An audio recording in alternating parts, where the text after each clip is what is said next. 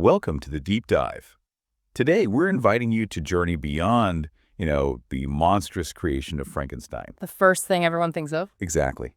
And into the equally fascinating life of the woman who actually brought him to life, Mary Shelley. When you hear her name, Frankenstein just instantly springs to mind, doesn't it? Almost always, yeah. It's such an iconic association. Absolutely. But what if I told you her own story is just as compelling, maybe even more so? Oh, it truly is. I mean, she was shaped by this incredibly radical upbringing. She endured just immense personal tragedy and had this fierce independence. It all forged a really unique worldview. Yeah, her legacy really stretches far beyond just that one groundbreaking book. Definitely. And that's our mission today. For this deep dive, we've drawn from a detailed encyclopedia entry and also a really engaging biographical video. Together, they paint quite a rich, nuanced picture of her life. Yeah, they give us a lot of different angles to explore, different details. Our goal is to really delve into the hidden depths, you could say, of her journey. We want to understand how those radical roots, the heartbreaking losses she faced, and her truly unique spirit forged the writer and the woman she became. And maybe uncover some surprising facts along the way. I think we definitely will. There's a really compelling story waiting to be unpacked here. There is. Where should we start?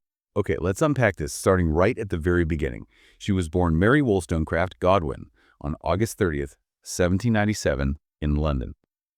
And just looking at her parents, wow, that's some foundation. It's quite astonishing, isn't it? Her father, William Godwin, was this major political philosopher, one of the earliest anarchist thinkers. Right, believing in reason over state power. Self-governance, not chaos. Exactly. And her mother? Well, her mother was the Mary Wollstonecraft, the groundbreaking feminist philosopher, author of A Vindication of the Rights of Women. I mean, that's quite the intellectual inheritance for a child. A formidable legacy to be born into, for sure. A huge one. But what's so fascinating and also terribly sad is that tragedy struck almost immediately, didn't it? It did. Just 11 days after Mary was born, her mother died. Puerperal fever or childbed fever. Which was tragically common back then. Mm-hmm. And one source even mentions it was likely because the physician didn't wash his hands. Ugh. That detail really hits home, doesn't it? The medical reality, but also it just sets this pattern of loss that seemed to follow her. It really did. That early trauma, you could almost see it as a kind of crucible. It shaped her ideas, her art. It makes you wonder, though, growing up as the child of these intellectual giants, even with one gone so soon, the pressure. Exactly. High expectations probably, but also this shadow of absence right from the start. So her education then? Yeah. How did that work, given the unconventional background? It was totally informal, but incredibly rich. Her father tutored her himself. And she had the run of his library. Yes. Imagine free reign in that library. Plus the visitors. Oh, yeah, who came by? The sources mentioned some pretty big names. Right. People like Samuel Taylor Coleridge, even Aaron Burr apparently dropped by. Imagine Coleridge reciting poetry in your living room. Wow. So she was just immersed in her father's anarchist theories, learned Latin, Greek, French, Italian. It was an environment built to foster critical thought. Intellectually, that sounds amazing. Yeah. But was home life actually smooth? Or were there complications? Well, you've hit on something there. It certainly wasn't smooth sailing. When Mary was 4, her father remarried. A woman named Mary Jane Clairmont. Ah, the stepmother. And Mary, the daughter, she really didn't like her, did she? Notoriously detested her, is how it's often put. Yeah. Even though Mary Jane apparently tried and even helped get Mary's first little book published when she was just 11. Oh, Mount Sanfeng Po, though authorship is a bit disputed there, right? Right. Some question if Mary actually wrote it, but the bad blood seemed real anyway. And eventually Mary was sent away to Scotland. That's right.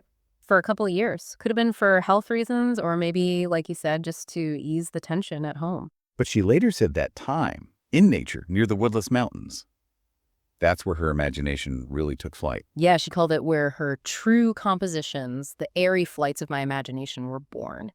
So that space away from the family friction seems like it was really crucial for her creatively. Gave her room to breathe imaginatively. Exactly. And then there was this other constant issue.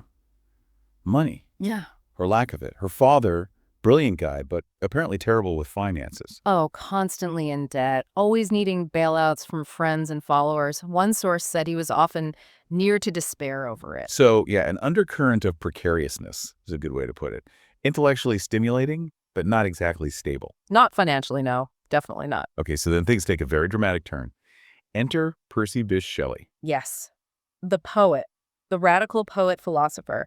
Mary met him when she was just 16. 16, and he was 21, already married. Yep, already married, though estranged from his wife, Harriet, and estranged from his own wealthy family, too, because of his radical economic ideas. Got it. And he'd promised to help Mary's father with debts.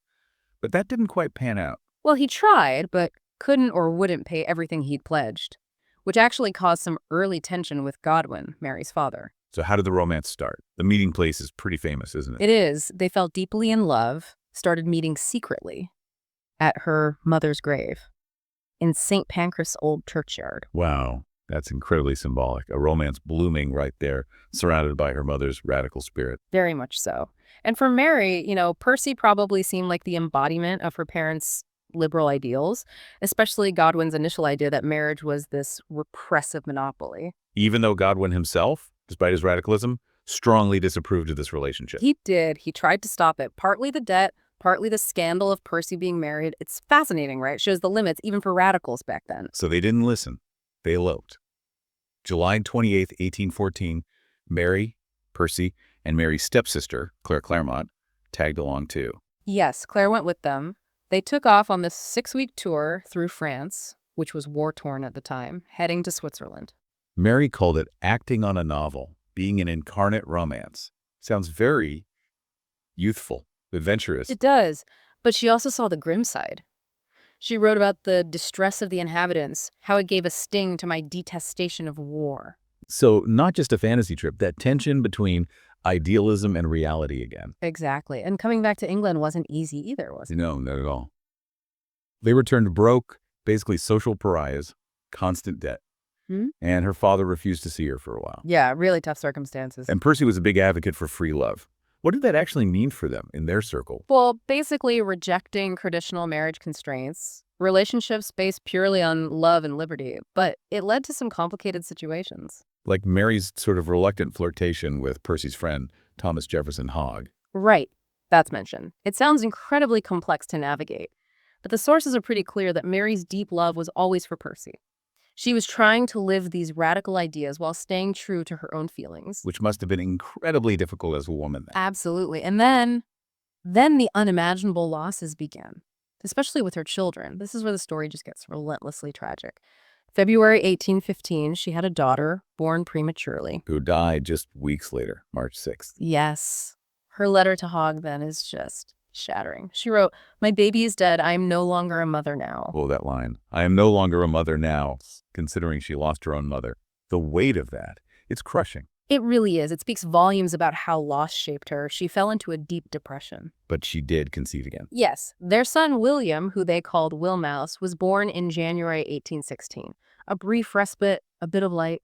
It just seems almost impossible after everything she'd already been through that one summer could be such a turning point. But that brings us to Geneva, summer of 1816, the famous one. It does. Mary, Percy, little Wilmouse, and Claremont again, they traveled to Geneva to meet Lord Byron. Right, because Claire was pregnant with Byron's child. Exactly. So they all rented places near Lake Geneva, neighbors, essentially, setting the stage without knowing it for literary history.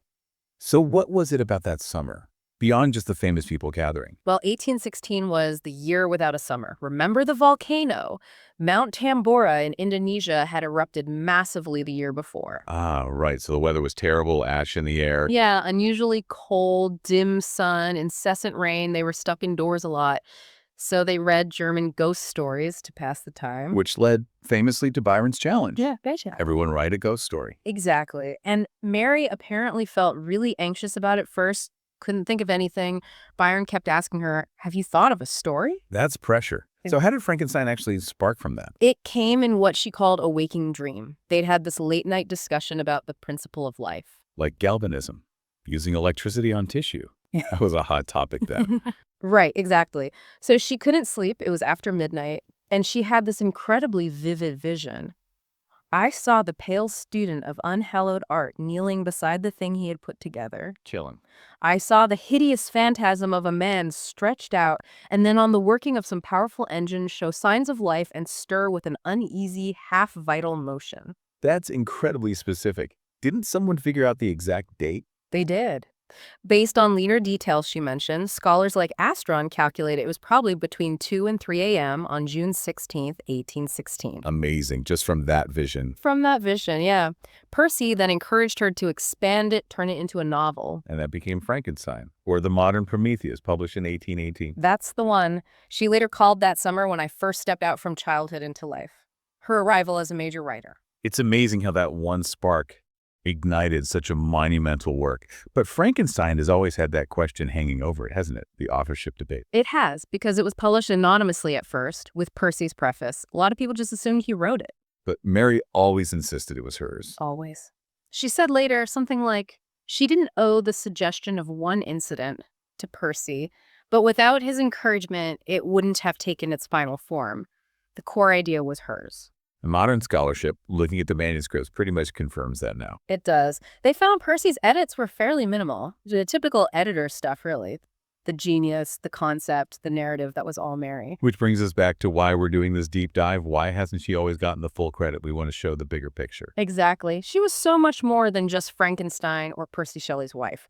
Her whole life, her whole career deserves this closer look. Okay. So they get back to England, September 1816. But the tragedies, they just keep piling up. It's almost relentless. Unrelenting is the word. October, her half-sister, Fanny Imlay, commits suicide. Oh, God. And then December, Percy's estranged wife, Harriet, drowns herself, found in the Serpentine. Such a bleak, bleak period. But amidst all that grief, Mary and Percy finally got married. Formally. Yes, December 30th, 1816. And surprisingly, that actually mended the rift with her father, Godwin. He finally came around. Wow. Okay, so some stability there, finally. But the heartbreak wasn't over. They moved to Italy in 1818 and lost more children. It's just devastating to read about. It is. Their little daughter, Clara, died of dysentery in September 1818, only 1 year old. Oh, unbearable. And then their son, William, Wilmouse, died of malaria in June 1819. He was 3. How did she even function after that? It's almost impossible to comprehend. Well, she plunged into another deep depression. Sources say it really strained her relationship with Percy this time. Her journal from that period was literally titled The Journal Book of Misfortunes. Oh, my goodness. Journal Book of Misfortunes. That says it all. Was there any light at all during that time? There was one crucial bit of light. Their son, Percy Florence Shelley, was born in November 1819. Oh, okay. And he was the only one of her children to survive into adulthood. Yes, the only one. His birth really seemed to lift her spirits, gave her something to hold on to, a small oasis, as one source put it. A vital one, I imagine. Mhm. But there was also that strange incident in Italy. Welcome to the